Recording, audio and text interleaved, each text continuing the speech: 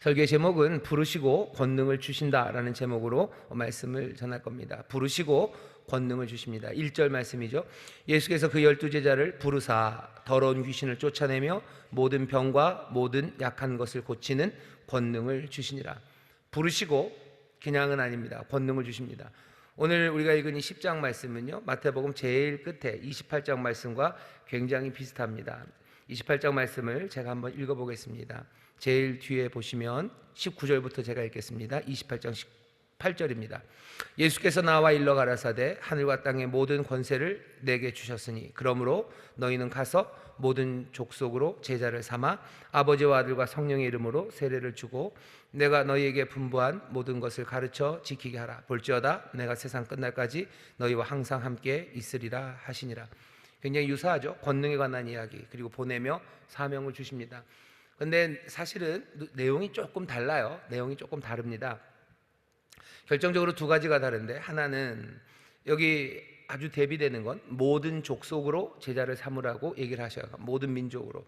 그러니 뭐 이방인에게로 가라는 겁니다. 이방인, 사마리아인, 누구에게라도 모든 민족에게로 보내셔. 10장에서는 아니죠. 이방인의 길로도 가지 말고 사마리아인의 길로도 가지 말고 오히려 이스라엘 집에 잃어버린 양들에게로 가라고. 그 가는 범위가 분명히 다르고요. 또 하나 다른 건 여기 28장에서는 가르치라는 말이 있습니다. 가르쳐라. 내가 너에게 분부한 모든 것들을 가르쳐 지키게 하라 라고 되어 있는데, 10장에서는 가르치는 이야기는 없습니다. 제자들에게 가르치라고 하진 않으셔요. 당연하죠. 아직은 모르는 게 너무 많습니다. 그냥 주신 건 권능을 주셔서요. 가르침 대신에 아직 배워야 될 것 많고, 그리고 확인해야 될 것도 많고, 또 이 사람들이 목격해야 될 것도 남아 있기 때문입니다. 아직 예수님의 죽으심과 부활하심이라는 그 영광, 그리고 그 의미를 제자들은 몰라요. 그러니 가르칠 수 없습니다. 이 맥락에서 생각해 보면, 어쩌면 하나님의 말씀을 가르칠 수 있는 사람들은 예수 그리스도의 죽으심과 부활하심을 믿는 사람들이고, 그리고 그 의미가 무엇인지 아는 사람들, 그 사람들이 가르칠 수 있습니다. 많은 사람들이 예수님의 가르침을 배우기도 하고요, 또 가르치기도 합니다. 예수님이 이렇게 가르치셨다고 하면서요, 예수님의 그 가르침을 설명하려는 많은 사람들이 있는데, 그런 사람들 중에 예수님의 죽으심과 부활하심을 믿지도 않는 사람들, 그 의미가 뭔지, 그리고 그 능력이 뭔지 경험하지도, 그리고 알지도 못하는 사람들이 있어요. 그래서 이런저런 이야기들을 하죠. 하지만 그것은 예수님이 바라시는 바는 절대로 아닙니다. 제자들 오늘 10장에서는 예수님이 보내시면서 가르치는 얘기는 없어요. 하지만 28장에 가면 가르치게 합니다. 그게 결정적으로 두 가지가 달라요. 모든 족속에게로 보내고 또 세례를 주고 가르치라 보내시는데, 10장에서는 조금 다릅니다. 그냥 권능을 주셔요. 그러면 선포할 것은 없습니까? 아니요, 말할 것은 있습니다. 하지만 그 말하는 이야기는 가르침의 내용은 아니에요. 어쩌면 훨씬 더 간단하고 하지만 강력한 하나님의 나라 천국이 오고 있다는, 어쩌면 급박한 이야기, 그것 하나 전하게 합니다. 우리 교회가 2024년에 제자 삼는 교회라는 표를 가지고 살아요.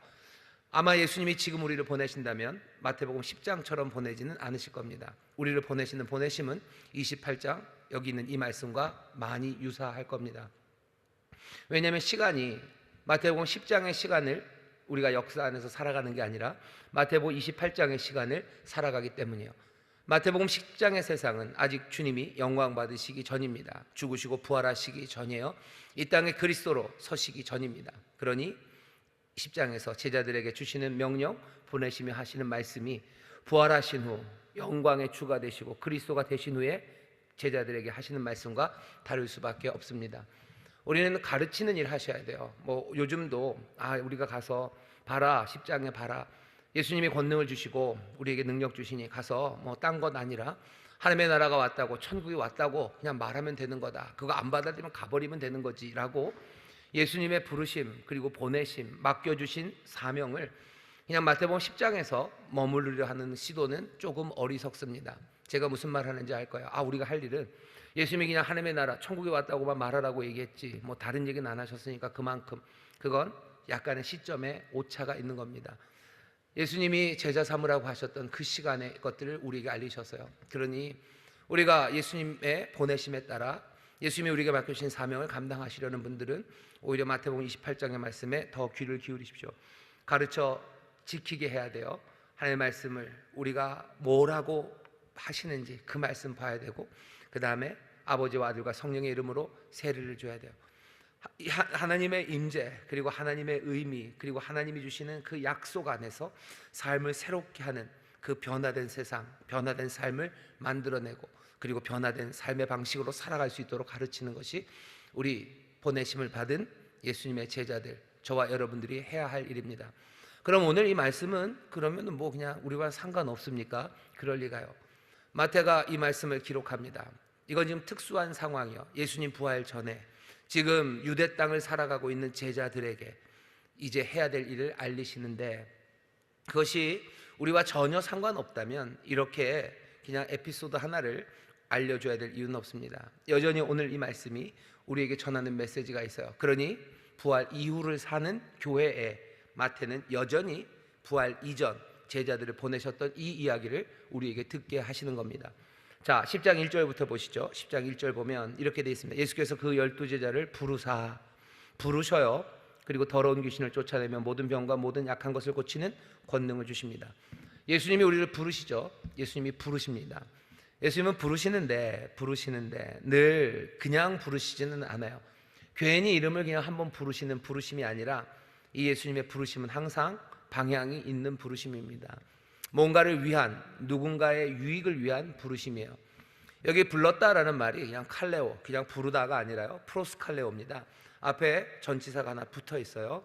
그러니까 동사, 그 부르심의 의미를 좀 주는 거죠. 프로스 그러면 장소입니다. 어떤 한 장소일 수도 있고요, 어디를 향한다는 뜻도 돼요. 그러면 예수님이 부르신 건 뭐 어디에서, 그리고 또 무엇을 향하여 부르시는 겁니다. 예수님이 우리를 부르셔요. 예수님이 우리를 부르십니다. 제 이름을 부르시고 여러분들의 이름을 부르셔요. 오늘 이 밤에 예수님이 여러분들의 이름을 부르실 때 여러분이 아멘, 예, 내가 여기 있습니다 라고 대답한다면 여러분들 기대하셔야 돼요. 주님은 나를 무언가를 위해서 나를 지금 부르고 계신 겁니다. 사무엘 이야기도 생각해 보셔요. 여호와 하나님이 사무엘을 부릅니다. 사무엘아, 사무엘아 라고 이름을 부르셔요. 괜히 이름 하나 확인하려고 부르신 것 아니에요. 사명을 주고 움직여 가게 하시려 그 밤에 사무엘을 부르십니다. 오늘 우리의 이름을 부르시는 주의 음성을 들을 때 여러분들 뭐 기대하셔요. 그리고 긴장하셔요. 나를 어디론가 보낼 거예요. 그리고 누군가의 유익을 위해서 보내실 거예요. 예수님이 하시는 일이 늘 그렇습니다. 허튼 일 하지 않으셔요. 악한 일 하지 않으셔요. 뭔가 유익이 되는 일을 위해서 우리를 부르십니다. 그러니 내 이름 부르실 때 여러분들 기대하십시오. 내 이름 부르실 때 여러분들 떠날 채비가 어쩌면 먼저 되어 있어야 됩니다. 권능을 주셔요. 힘과 능력입니다. 권세와 능력을 주셔요. 부르시는데 괜히 부르시지는 않아요. 아무데도 보내지 않을 거고 누구의 유익을 위한 것도 아니라면 그냥 괜히 이름을 부르시겠죠. 하지만 늘 주의 부르심이 프로스칼레오이기 때문에 그 부르심엔 항상 권능을 주시는, 복 주시고 은혜 주시고 권세를 주시는 그 귀하신 은혜가 늘 함께합니다. 그냥 불러내지 않으셔요. 그냥 불러서 보내지 않으셔요. 권세를 주십니다. 이 권세는 어떤 권세냐면 더러운 귀신을 쫓아내며 모든 병과 모든 약한 것을 고치는 권능입니다. 여기 나와 있는 이 모든 이야기들은 우리가 읽었던 8장 9장에서 예수님이 하셨던 일이에요. 귀신들 쫓아내고 병든 자들, 약한 것들을 고치셨어요. 사람들은 늘 놀래죠. 이런 권세가 도대체 뭔지, 도대체 이 권세가 무엇이길래, 도대체 누구기에 이런 권세를 행하냐고 사람들이 물었던 바로 그 권세, 그 권능을 예수님이 이제 제자들에게 주신다고 하셔서요. 제자들에게 주십니다. 그러니 이 권능은 다른 권능 아닙니다. 8장, 9장에 있었던 그 일을 이루어낼 수 있는 권능입니다. 그러니 보내시는 일이 뭔지 뒤에 듣지 않아도 조금 알 수 있습니다. 예수님이 하시던 그 일을 이제는 제자들이 하라고 부르시고 또 그 권능을 주신 겁니다. 이제 니네가 해봐라 하는 거죠. 제자들을 부르셔서 이제 너희가 해봐라. 좀 난감하죠. 왜냐하면 한 번도 해본 적이 없기 때문이에요. 권능을 주신다고 하시고 우리를 부르실 때 그렇게 특별한 의미로 부르셨다는 건 알아도 우리가 해본 적이 없기 때문에 좀 난감합니다. 보기는 보았죠. 예수님이 하시는 일을 제자들이 봤습니다. 8장 9장 따라다니면서 다 봤어요. 하지만 보았다고 해서 할 수 있는 건 아닙니다. 안 본 것보다는 나아요. 안 본 것보다는 그래도 좀 낫습니다. 요즘 한참 윈블던 테니스를 하고 있는데요. 남자 단식 이제 결승 남았나요? 테니스 봅니다. 보았는데 그렇다고 해서 우리가 칠 수 있는 건 아니에요. 라켓 주고 치라 그러면요. 텔레비전에서는 그냥 테니스는 그냥 요만하지만 앞에 서면 그냥 광활한 대지 위에 혼자 서 있습니다. 여기서 날아오는 공을 쫓아가서 친다는 건 상상이 안 돼요. 거기에 120마일, 130마일 써 있어서 빠른가 보다 싶지만 뻥 하고 들어오는 서브, 거기에 손이라도 대면 아예 못 맞추는 게 나아요. 손이라도 대면 손목이 돌아갈 것 같다는 생각이 듭니다. 본다고 해서 살 수 있는 것은 아니에요. 하지만 어떤 건 제 경험입니다. 조금 보면 그래도 그나마 나은 게 좀 있어요. 뭐냐면 요새 왜 그런지 모르겠는데 TV 스포츠 채널을 보면 당구 이런 거 많이 보여주더라고요. 그거 한 3일 열심히 보고 당구 치면요 금방 늡니다. 해봐서 압니다. 당구 친 지가 한 몇십 년 되는 것 같은데 중간에 한번 열심히 한번 보고 쳐보니까 잘 되더라고요. 그게 왜 그런가 생각해 봤더니 뭔가 우리의 능력치가 달라요. 테니스를 칠 때 능력치랑 당구를 칠 때 능력치가 조금 다르죠. 물론 당구도 굉장히 어렵습니다. 하지만 테니스 선수들만큼 막 그렇게 뛰어야 되고 그러는 건 아니에요. 우리가 예수님의 권능을 우리에게 주셔도 우리에게 부담이 되는 건 우리가 그 권능에 익숙하지 않아요. 그 권능을 발휘할 만한 별로 기반이 없는 사람들이기 때문입니다. 오늘 이 말씀처럼 예수님이 제자들을 부르셔요. 우리를 부르셔요. 우리에게 그리고 권능을 주십니다. 그런데도 불구하고 예수님이 하셨던 귀신을 쫓아내고 병을 고치고 그리고 모든 약한 것을 돕는 그 일을 우리가 감당해내지 못하는 것은 우리가 해본 적이 없고 우리의 능력이 거기에서 너무 많이 차이가 나기 때문입니다. 방법이 있습니까? 방법은 하나밖에 없어요. 그냥 시작하는 것 말고는 아무것도 없어요. 시작하는 만큼 그만큼 가까워지는 겁니다. 그냥 앉아서 그냥 요리조리 재고 안 될 것 같다 생각해가지고는 한 걸음도 갈 수 없습니다. 주님이 우리를 부르시면 권능을 주심을 내가 믿고 주님이 행하셨던 일들을 하나하나 보았다면 언제라도 어느 순간에라도 나도 떨쳐 일어나서 나를 보내신 그 일에 귀신을 쫓아내고 모든 병과 모든 약한 것들을 고치는 그 일에 나서기 시작해야 돼요. 여러분들이 손을 얹고 병든 사람들에게 가서 안수하며 기도하기 시작해야 돼요. 귀신 들린 사람들, 제정신이 아닌 사람들, 말도 안 되는 방식으로 말하고 살아가는 그 사람들을 위해서 악한 귀신을 쫓아내고 삶이 변하는 그 일을 위해서 가서 기도하고 할 수 있는 말씀을 선포하며 나가야 돼요. 그거 말고는 주가 우리에게 권능을 주시고 주가 우리를 부르셨다는 것을 안다고 해서 내 삶에 이 권능이 나타나고 하나님의 일이 감당되어지지 않습니다. 오늘 이 밤에 우리에게 주시는 말씀이에요. 부르신다. 그리고 권능을 주신다. 예수님이 하셨던 바로 그 일, 귀신을 쫓아내고 모든 병과 모든 약한 것을 고치는 그 권능을 주신다라는 말씀을 우리가 들었음에도 불구하고 이 모든 것들이 너무 먼 곳의 이야기 같으신 분들은 이제 나서기 시작해야 됩니다. 아마 여기 나서기 시작하시는 분들이 있으실 거예요. 예수님처럼 원숙하게 그리고 예수님처럼 그렇게 강력하게 하나님의 일들 고치고 또 이 치료하는 일을 감당하지는 못하셔도 믿음으로 주가 나를 부르시고 나에게 권능 주셨음을 믿고 나가서 귀신을 쫓아내고 병든 것 약한 것들을 고치는 일에 달려가셨던 분들은 조금이라도 주님이 우리에게 바라시는 바에 한 걸음이라도 다가가신 분들이에요. 이 일을 시작해야 합니다.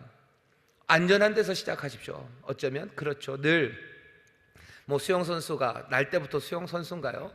다 이런 데서부터 시작하는 거죠. 조그만 풀에서부터 시작하는 거고 그런 겁니다. 위대한 테니스 선수라고 해서 처음서부터 그 거대한 라켓, 거대한 무슨 운동장에서 그죠? 코트에서 130마일짜리 서브 받으면서 시작하는 건 아니죠. 작은 서브부터 받기 시작하는 것, 그렇게 될 겁니다. 교회 안에서 시작하셔요. 교회가 제일 안전합니다. 믿음의 식구들과 함께 기도하셔요. 우리 가운데 있는 약한 것과 모든 병들을 고치며 나가셔요. 우리 안에 뭔가 잘못된 것들 고치며 나가셔요. 사랑하는 가족들 안에서 하셔요. 그리고 한 걸음 한 걸음 어쩌면 유대인들에게 하나님의 은혜를 전하는 또 하나님의 능력과 권세로 삶을 고쳐내는 그 일들 시작하셔야 됩니다. 난감하죠. 갑작스럽죠. 예수님이 이 말씀을 제자들에게 할 때 제자들 본 것 많아도 자기들이 해야 된다는 사실에 얼마나 당황했습니까? 하겠습니까? 우리가요? 그래서 우리가 정말 이걸 하는 겁니까? 우리끼리 하는 겁니까? 난감하죠. 하지만 제자들은 아마 조금은 기대했을 겁니다. 왜냐하면 랍비를 따라다니는 제자들은 언젠가 랍비의 일을 자기들이 해야 된다는 걸 알아요. 내가 사랑하고 존경하는 랍비처럼 내가 유명하고 그렇게 훌륭한 랍비가 될지는 잘 몰라요. 하지만 그래도 제자로 따라가는 이들은 내 스승의 일을 할 거라고 기대하고 가는 겁니다. 지금 랍비, 스승을 따라가는 제자로 따라가는 거예요. 우리는 그냥 구경꾼으로 굉장한 일을 행하시는 누군가를 그냥 줄레줄레 쫓아가는 그런 사람들은 아니에요. 훨씬 더 가까운 관계고요. 또 우리 안에는 암묵적으로 서로가 서로를 향한 기대가 있습니다. 서로가 서로를 향한 신뢰가 있어요. 내 주님은 나에게, 제자인 나에게 내가 그 일을 할 수 있을 거라고 믿으니 나를 부르셨어요. 또 나는 내 주께서 나에게 그 일을 맡기실 거라는 믿음입니다. 그 믿음으로 온 거예요. 사실은 피하고 싶은 믿음이죠. 하지만 제자와 그리고 주님 사이가 생겼다는 것은 그런 믿음을 전제로 하는 겁니다. 아무렇게나 그냥 따르다가 좋은 거 구경하다가 떠날 사람이라면 그건 구경꾼이에요. 우리는 구경꾼으로 부름받지 않았습니다. 우리는 예수님의 제자들이고 예수님을 주라고 부르는, 선생이라고 부르는 예수님을 따르는 사람들이에요. 기대하십시오. 여러분 기대하십시오. 그리고 예수님 믿으십시오. 언젠가 나도 예수님의 일을 할 거예요. 나를 가르치시고 나에게 능력 주셔서 내 좋은 스승은 누굽니까? 자기 제자를 청출어람이라고 그러죠. 자기보다 더 낫게 만드는 게 좋은 스승이에요. 예수님도 똑같은 일 하십니다. 너희가 나보다 더 큰 일도 할 것이다. 너희가 나보다 더 큰 일도 할 것이다. 예수님은 그렇게 기대하시며 우리를 부르셨어요. 다시 한번 여러분들 믿음, 주를 향한 믿음입니다. 내 주, 내 선생, 내 스승께서 나를 부르셨으면 나를 그보다 더 큰일 하게 하실 이로 만들어 주실 것에 대한 기대, 그 기대를 놓치지 마시고 이 믿음을 굳게 붙잡으시기를 주의 이름으로 축원합니다. 내가 그 일을 할 거예요. 나를 그렇게 부르셨어요. 나에게 능력 주셨어요. 해야 되는 일은 뭐라고요? 하루라도 빨리 그 코트에 서기 시작해야 돼요. 하루라도 빨리 귀신을 쫓아내고 모든 병과 약한 것들을 고치는 그 일에 한 걸음 한 걸음 나서기 시작해야 합니다. 12사도의 이름을 쭉 불러줍니다. 그 12명, 그 사도의 이름은 이러하니 라고 되어 있어요. 앞에는 12제자라고 그러더니 그냥 바로 뭐라고 불러요? 12사도라고 부릅니다. 이건 부르심과 관련이 있어요. 제자는 그냥 배우는 사람들이죠. 이 제자는 그냥 한 절 만에 사도가 됩니다. 사도라는 게 굉장히 권위 있는 이름이고 신비한 이름 같지만 그 밑에 있는 뜻은 그냥 간단한 뜻입니다. 아포스톨로스 그러면은 뜻이 보내심 받은 자, 멀리 보내진 사람이에요. 멀리 보냅니다. 보내긴 보내는데요. 멀리 뛰어보내는 사람. 그러니까 멀리 보냈으니 뭐 때로는 뭐 메신저가 될 수도 있고요. 뭔가 소식을 전하는 사람들이 될 수도 있는 뭐 그런 의미. 아포스톨로스 보내심 받은 사람들이에요. 제자는 금방 사도가 됩니다. 부르신 그 일들은 아까도 얘기했죠. 그 부르심 자체가 그냥 칼레오가 아니라 프로스칼레오예요. 어딘가를 위해서, 누군가의 유익을 위해서 멀리 보낼 사람들이에요. 권능을 주시고 가르치셔서 이제 보내려고 하셔요. 마태복음 28장에서도 보내시죠. 뭐 요한복음에서도 보내시죠. 내가 너희를 보낸다라고 말씀하십니다. 우리가 누군지 잘 보셔요. 우리는 주의 품에 있기를 원하죠. 하지만 보내십니다. 아버지가 아들을 보내시듯이 아들은 우리를 보내셔요. 보내시는 이는 12입니다. 왜 하필 12입니까? 12은 뭐 12? 그냥 한 타스를 채우시려고 그러셨나? 12이라는 의미는 뭐 분명합니다. 이스라엘의 12지파요. 이스라엘 12지파처럼 12를 세워요. 하나님이 이스라엘 그 12지파 야곱 그 이스라엘의 자녀들로 하나님의 백성을 삼으신 것처럼 하나님의 백성을 삼으셔서 하나님의 뜻을 이루시려는 것처럼 여기 아들이신 예수 그리스도도 12를 세워서 아버지의 뜻을 이루려고 하십니다. 12를 통해서 이루실 거예요. 12를 통해서 그 일을 하실 겁니다. 그러니 예수님은 스스로 생각하시는 거죠. 12를 부릅니다. 그러니 자신이 하는 일은 그 이스라엘의 12지파를 불러서 하나님께서 하나님의 일을 하시려 하셨듯이 나도 12를 불러서 뭐 하는 거예요? 하나님의 일을 하시려는 거예요.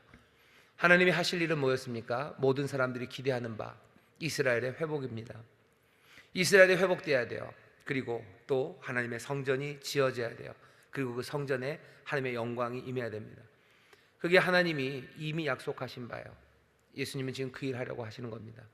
이 12를 세워서 이스라엘을 하나님의 백성을 회복할 거예요. 그러면 뭐가 만들어져요? 성전이 지어집니다. 얼마 전에 했던 설교죠.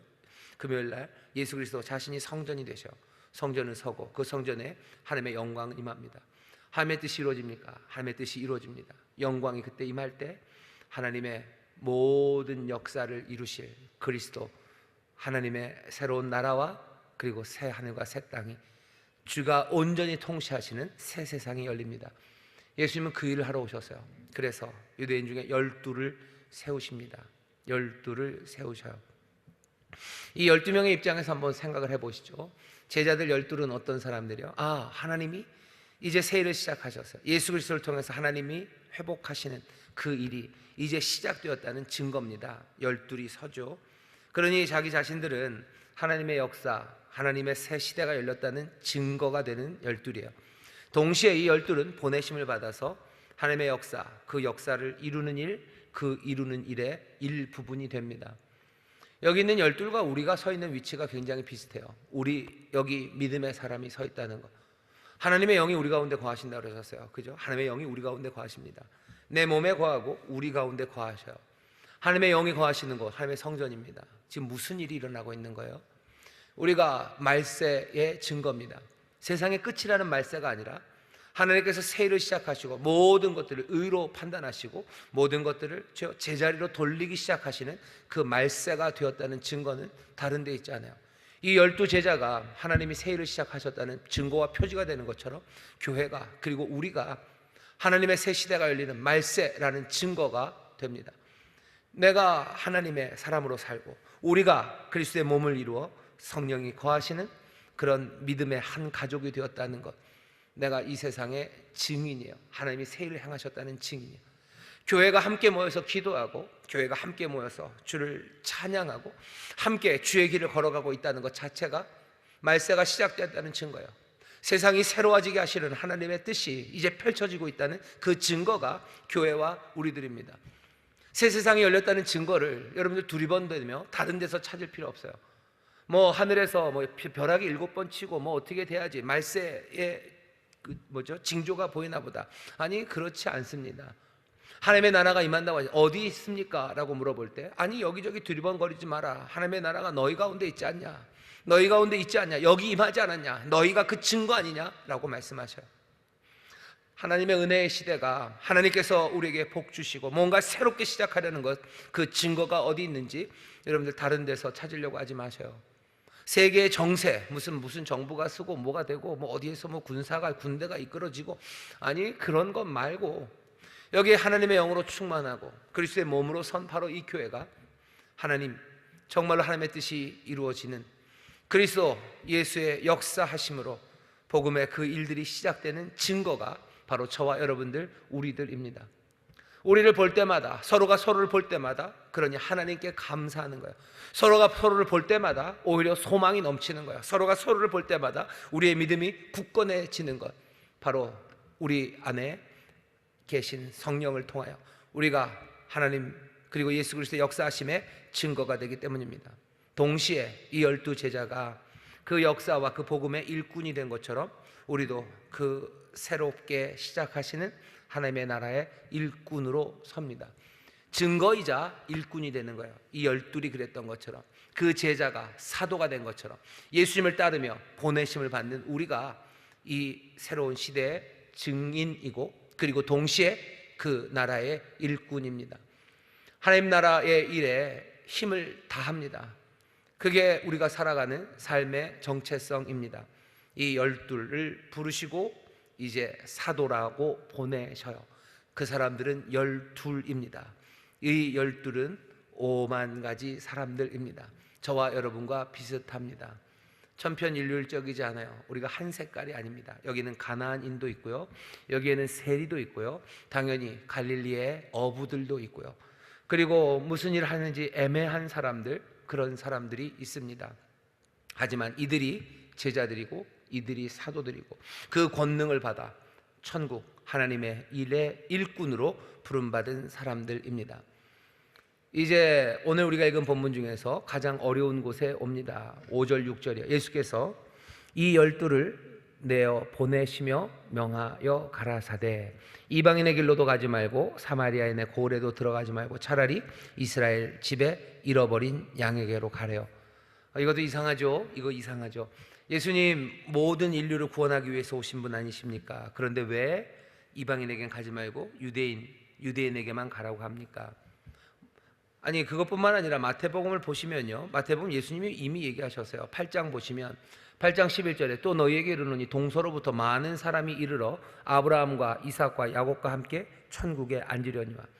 하나님의 나라에 유대인들만 들어가는 건 아닙니다. 많은 곳에서부터 이방인들 다 와서, 많은 이방인들이 와서 그 천국을 차지하게 될 거라고 얘기를 하셨어요. 이미 말씀하셨고, 심지어 마태복음 제일 앞에 보면 동방에서 박사들이 와서 예수님을 경배합니다. 그런 거 보면 예수님 분명히 모든 사람들 구원하러 오신 분 맞고, 거기에 대해서 예수님 모르지 않으셔요.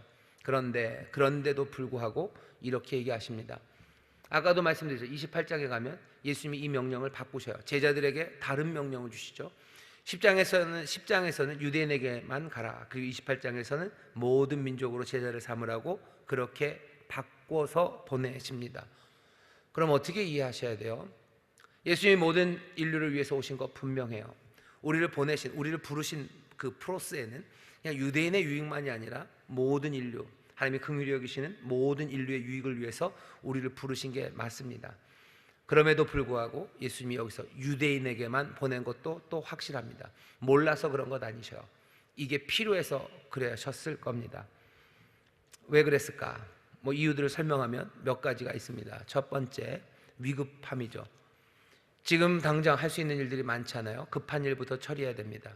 이스라엘이 어서 돌아와야 돼요. 너무 늦기 전에 회개할 기회를 얻어야 돼요. 어쩌면 예수님의 마음에 가진 생각은 예루살렘의 멸망일 겁니다. 얼마 남지 않았어요. 예수님이 이 말씀하시고 한 40년쯤 지나서요, 티투스라고 그러죠. 티투스가 그냥 로마의 그 군단을 이끌고요, 예루살렘을 완전히 초토화시켜 버립니다. 몽땅 다 깨뜨려 버려요. 그 티투스가 승리하고 나중에 그 티투스가 황제가 되죠. 그러면서 로마에 개선문을 만듭니다. 지금도 있대요. 로마에 가면 티투스의 개선문이 있고요. 그 개선문보다 훨씬 더 배후를 크게 해서 만든 게 파리에 있는 그 개선문입니다. 이스라엘이 이제 당해야 될 그 아픔이 있어요. 그 아픔까지 안 가길 원하시는 거예요. 꼭 예루살렘이 초토화되고 그렇게 비참하게 끝내야 되는 것만은 아니었겠죠. 예수님이 십자가에 달리시고 그냥 그렇게 부드럽게, 아마 그 다음에 어떻게 돼도 돼요. 하지만 이스라엘은 하나님 앞에서 계속해서 화를 쌓고 있습니다. 예수님이 자기 민족을 사랑하셔요. 자기의 형제들이요, 자기의 삼촌이고 아자비들이고 아주머니들이고 자기의 조카들이에요. 자기의 민족을 사랑하시는 이분이 어서 돌아오기를, 하나님의 역사는 흘러갈 거예요. 주는 십자가에 달리실 겁니다. 그렇다고 해서 예루살렘이 그렇게 만신창이가 되고 모든 유대인들이 그렇게 비참하게 끌려가서 짓밟혀만 되는 건 아니죠. 그러니 위급합니다. 어서 돌아오라고, 하나님의 나라로 돌아오라고, 하나님의 은혜를 구하라고, 어쩌면 위급하게, 시급하게, 너무 늦기 전에 회개할 기회를 얻기 위해서 그 일을 하신 것 같아요. 그러니 예수님은 공생애 내내 이방인들을 찾아다니신 적이 없습니다. 우리가 앞에 나왔던 이방인들, 백부장, 혹시 모를 그 관원들도 다 자기들이 알아서 온 거예요. 자기들이 알아서 온 거지 예수님이 찾아 나선 적 한 번도 없습니다. 앞으로도 그러실 거예요. 예수님은 그 공생애 동안에 유대인들에게로만 가지 이방인에게는 가지 않습니다. 어쩌면 위급하고 시급했기 때문일 겁니다. 또 하나 생각은 이런 거죠. 전략적인 판단이죠. 지금 만약에 이방인들에게 복음을 전하기 시작한다면 유대인들에게서 어마어마한 핍박을 받을 겁니다. 아마 그냥 바로 그냥 끝날 겁니다. 그냥 엉망이 될 겁니다. 그러니 전략적인 모호성 내지는 전략적으로 하나씩 뭔가를 제대로 하기 위해서는 지금은 유대인에게만이라는 전략적인 판단이 있을 수도 있어요. 하지만 아마도 예수님이 이렇게 하신 건 이 세 번째 이유 때문일 겁니다. 하나님, 이스라엘의 하나님이 창조주 하나님이시여, 이 세상을 사랑하시고 이 세상을 구원하려 하시는 하나님이 어떻게 뜻하셨냐 하면요, 이스라엘에 대한 자신의 약속을 남김없이 성취시킴으로 하나님의 구원을 이루려 하시는 거예요. 처음에 아브라함에게 하셨던 그 약속을 진실되게 지키기를 원하시는 거예요. 아브라함 네 민족을 통해서, 그 자손을 통해서 내가 세상에 복을 주겠다고 약속하셨어요. 그 약속을 이루고 싶어 하셔요. 이스라엘 하나님의 복을 누리게 하기를 원하셔요. 이 이스라엘이 정말로 참 이스라엘로 서기를 원하시는 겁니다. 하나님은 지혜로우셔요. 그러니 무슨 일을 이루려 하실 때 그 순서와 방법을 정하실 겁니다. 순서와 방법 없이 아무렇게나 하는 것, 그것이 선하고 지혜로운 방법은 아니에요. 하나님은 순서를 정하셨고요. 그 정하신 순서는 하나님의 신실하심과 진실하심이라는 그 덕목과 연결되어 있어요. 이스라엘을 통해서 하시겠다고 하시니 끝까지 그 일을 이루어내실 겁니다. 그리고 그 뜻을 분명하게 하셔요. 분명하게 하셔요. 다윗에게 주었던 약속을 지키실 거예요. 아브라함에게 주었던 약속을 지키실 거예요. 분명하게 그 방식대로 할 겁니다. 이스라엘을 통해서 일하실 거예요. 이스라엘의 회복이 온전히 이루어지고 그 다음 그 구원을 이루어 나가시겠다고 하나님이 작정하셨어요. 교회는 이 사실에 대해서 고개를 끄덕입니다. 로마서 15장에 보면 바울도 8절에 내가 말하노니 그리스도께서 하나님의 진실하심을 위하여 할례의 수종자가 되셨으니 이는 조상들에게 주신 약속들을 견고케 하시고 이방인으로 그 긍휼하심을 인하여 하나님께 영광을 돌리게 하려 함이라. 그리스도께서 할례의 수종자가 되신 것, 유대인으로 나셔서 유대인의 일을 이루려 하신 것 다른 거 아닙니다. 하나님의 진실하심을 위하여 조상들에게 주었던 그 약속을 탄탄하게 지키시려 주께서 그렇게 하셨대요. 그리고 나서는 그 긍휼하심으로 이방인들을, 왜 이스라엘 유대인에게 합니까? 하나님의 진실하심, 하나님의 성실하심 때문이에요. 은혜가 왜 이방인에게로 갑니까? 하나님의 긍휼하심 때문이에요. 하나님이 이스라엘에게 신실하심으로만 대하셨습니까? 아니에요. 이스라엘에게 하나님이 긍휼하심으로 대하셨어요. 긍휼하심과 신실하심으로 대하셨어요. 이제도 이스라엘에게 하나님의 긍휼이 어쩌면 식어가는 그때라도 하나님의 신실하심, 하나님의 진실하심은 여전하십니다. 그러니 이스라엘의 회복을 하나님의 방식으로 주님은 붙잡으셔요. 지금은 그러니 뭐 해야 될 때입니까? 이 유대인의 잃어버린, 이스라엘 집에 잃어버린 양에게로 가야 할 때요. 이방인의 때는 올 겁니다. 하지만 지금은 바로 이 민족이 정말로 하나님이 약속하셨던 그 위대한 약속을 이제 이루어지는 것을 이 민족이 봐야 해요. 보여주신다고 해서 다 보는 건 아닙니다. 하나님의 이스라엘을 향한 약속이, 다윗의 자손이, 그 왕이 영원한 위에 앉는 것을 하나님은 보여주시려고 하셔요. 부활하신 주님 그 위에 앉으셔요. 하지만 모든 유대인들이 보는 건 아니죠. 하지만 하나님은 자신의 신실하심으로 그 약속을 성취하신 거예요. 그 백성들은 성취한 약속을 보지 못할지라도 하나님은 그 약속을 성취하십니다. 영원토록 진실하신 하나님이에요. 그 긍휼이 한이 없으신 분이셔. 그 긍휼과 진실하신 가운데 예수 그리스도는 하나님의 뜻을 온전히 이루어 내시는 겁니다. 그래서 이방인의 길로도 가지 말고 사마리아인의 길로도 가지 말고 차라리 누구에게? 이스라엘의 잃어버린 양들 그리로 가라고 말씀하시는 겁니다. 예수님이 제자들에게 주신 지시가 있어요. 여러 가지 지시를 주시죠. 이 지시를 보면 예수님이 지금 바라시는 바, 그리고 무엇을 하시려는지가 보입니다. 먼저는 돈에 관한 이야기예요. 먹을 거 가져가지 말고 돈 가져가지 말아라 이런 얘기 하셔요. 다 거저예요. 거저 주는 겁니다. 복음 가장 중요한 메시지는 거저입니다. 너희들이 받으면 안 돼요. 거저 주어라. 거저 주어라. 은혜로 주시는 거예요. 제자들이 해야 될 일입니다. 우리가 거저 받았으니 거저 주는 겁니다. 은혜를 받았으니 은혜를 주는 거예요. 오늘 낯설교인데요. 우리에게 하나님이 긍휼히 대하셨어요. 영어로 하면은 하나님이 우리에게 be gracious 하셨어요.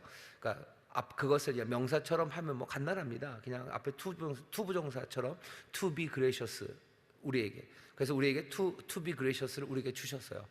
그러니까 이거는 투부정사의 명사적 용법이죠. 그냥 그걸 우리에게 주셨어요. 하나님이 은혜를, 복음을 거저 주셨으니 우리도 거저 사람들에게 주는 겁니다. 단호하게 움직입니다.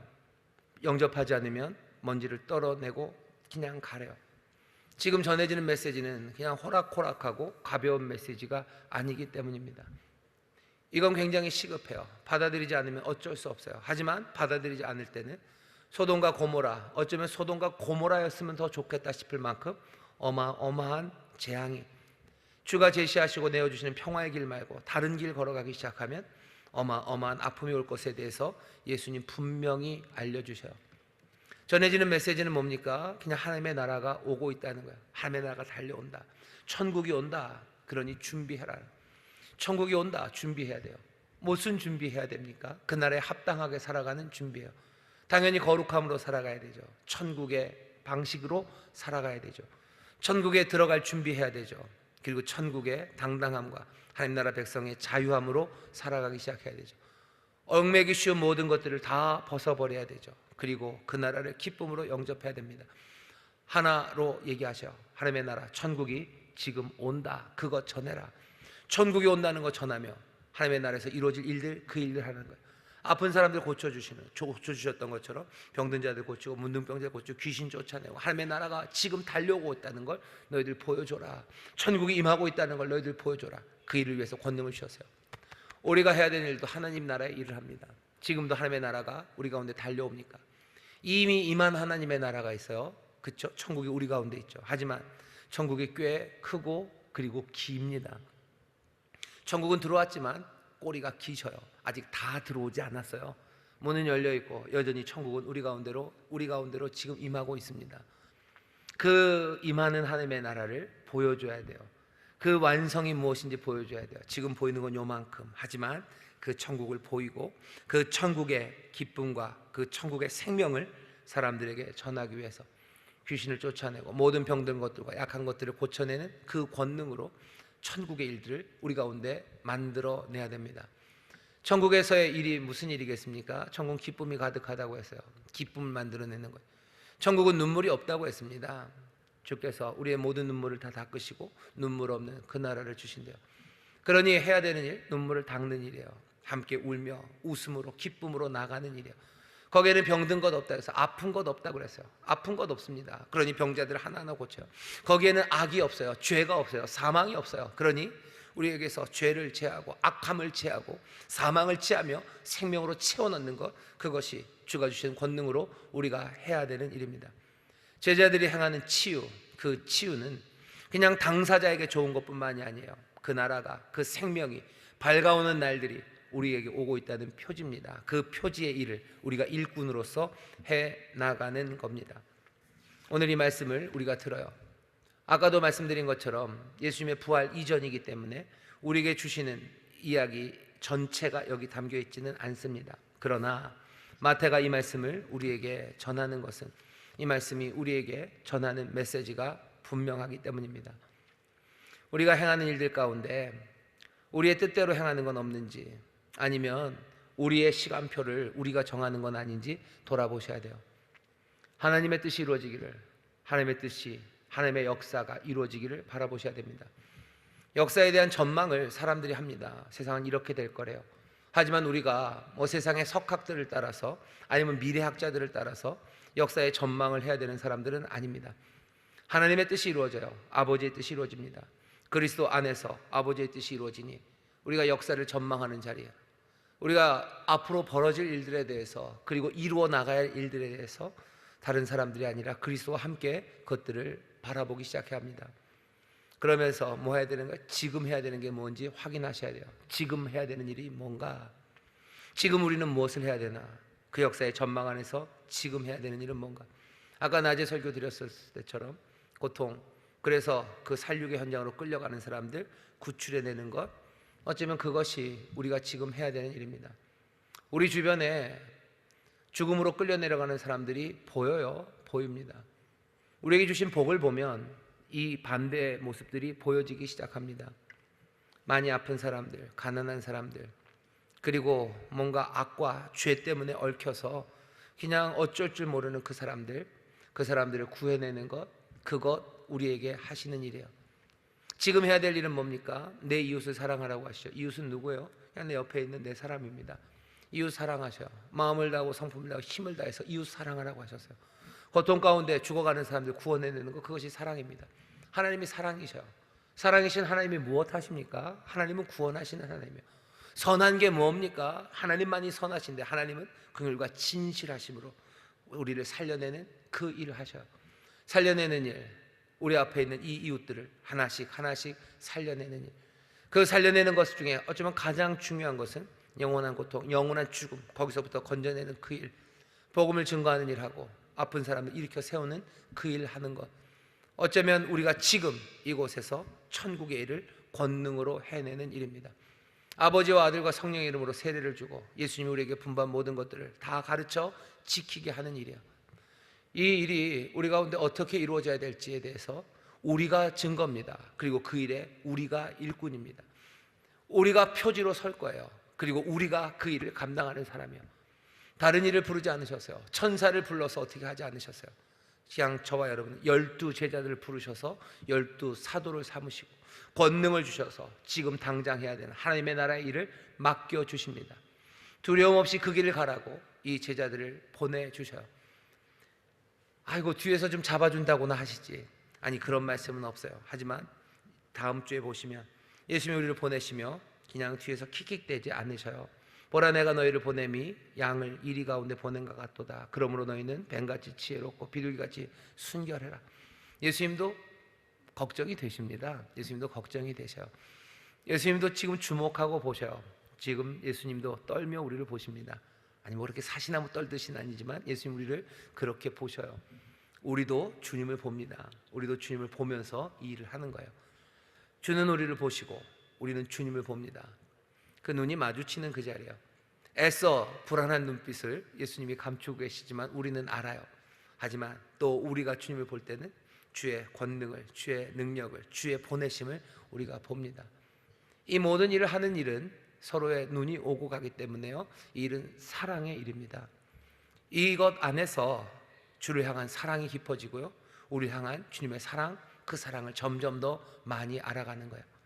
제자들은 사도가 됩니다. 사도들은 결국은 예수님을 사랑하는 예수님의 친구들이 되어가기 시작해요. 주의 일 맡기신 일 하십시오. 그러면서 점점 더 우리를 바라보시는 주님, 그 주님을 깊이 바라보시고 또 우리를 바라보고 계시는 주님을 바라보시며 오고 가는 거죠. 사랑이, 그리고 그 은혜가, 감사가, 신뢰가, 그 믿음이 오고 가는 겁니다. 제자들 복된 사람들입니다. 보내심 받은 자들 복된 사람들입니다. 능력을 주셨습니다. 이 놀라운 삶으로 여러분들 달려나가기 시작하셔. 한 걸음 내딛기 시작하셔. 사랑은 깊어지고 믿음은 점점 더 온전해지고 우리의 소망은 점점 더 확실해져 갑니다.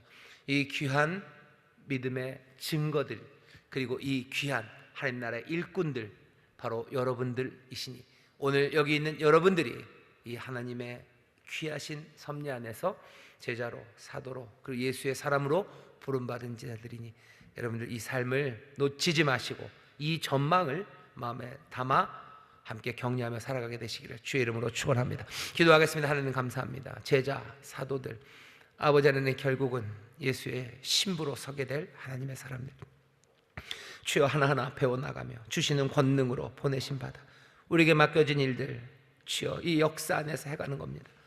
아버지 하나님, 우리가 하는 일들의 의미를 우리가 압니다. 아버지 하나님, 하나님의 나라의 일을 합니다. 하나님 나라의 증거로 우리가 섭니다. 주여 이 감격으로 살아가는 하나님의 사람들, 날마다 우리를 보시는 주님 향하여 우리도 주님을 바라보며 아버지 점점 더 깊어지는 믿음과 아버지 더 풍성해지는 사랑, 확실해지는 소망이 우리 가운데 가득하게 하여 주시사 주여 결국은 그리스도의 아름다운 신부로서는 우리 모두가 되게 하여 주옵소서. 이 귀한 은혜로 우리를 부르셨으니 성령님 이 길 걸어갈 수 있도록 우리를 늘 지키시며 또 우리의 보혜사가 되어 주옵소서. 감사드리며 예수님 이름으로 기도하옵나이다. 아멘.